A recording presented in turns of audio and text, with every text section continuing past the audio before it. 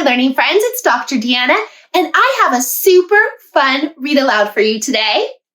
The title of my read aloud is Dino Pets Go to School. That's super silly. I'm guessing that since dinos cannot be pets, that this is probably a fantasy story, which means that it's make-believe. This is the front of my book, and on the front, I find the title, and the title is the name of the book. I also find the name of the author. The author is Lynn Plord, and she wrote the story. And the illustrator is Gideon Kendall. That is the person that drew the pictures. The spine holds the book together, and this is the back of the book. Sometimes I find a little bit of information about my story on the back. All right, I open up my book just like this, and I see my title page. The title is Dino Pets Go to School. And again, on the title page, I find the name of the author who wrote the story and the illustrator that drew the pictures. I also find the name of the publisher, and that is the name of the company that made the book. All right, we are going to go to the first reading page. Our teacher said it's pet day, so bring your pets to school to play. Day, play. There are rhyming words in this story. All right, I brought a dino for a pet. The tallest dino I could get. Pet, get. Those are rhyming words. Do you know what else I noticed? The author is using words that help us to picture what's going on, like tallest, and that means the most tall. All right, let's turn the page.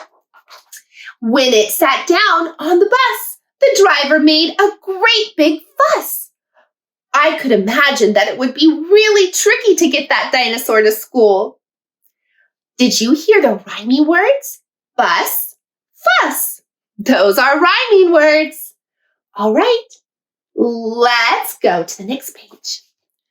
I brought a dino for a pet, the loudest dino I could get. Oh my goodness, look at the chaos with all of that noise.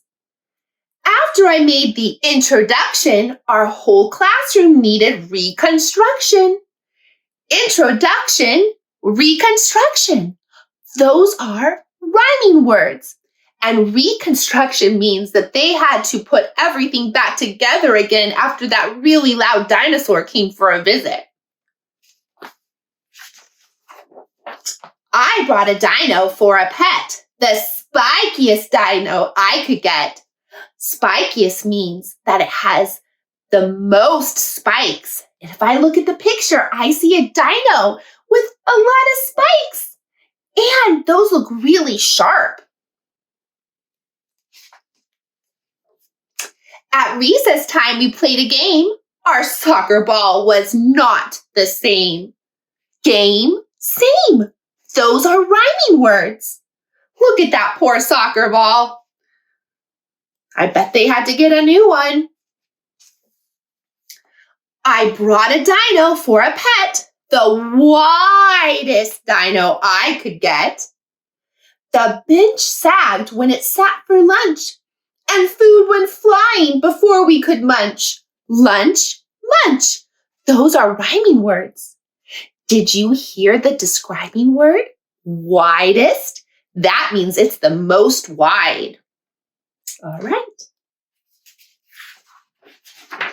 I brought a dino for a pet, the smartest dino I could get.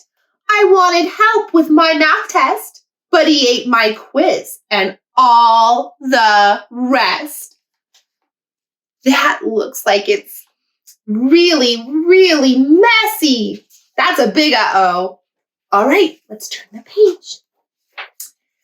My teacher gave the longest sigh, rolled her eyes, and said, "One more try." I brought a dino for a pet, The youngest dino I could get.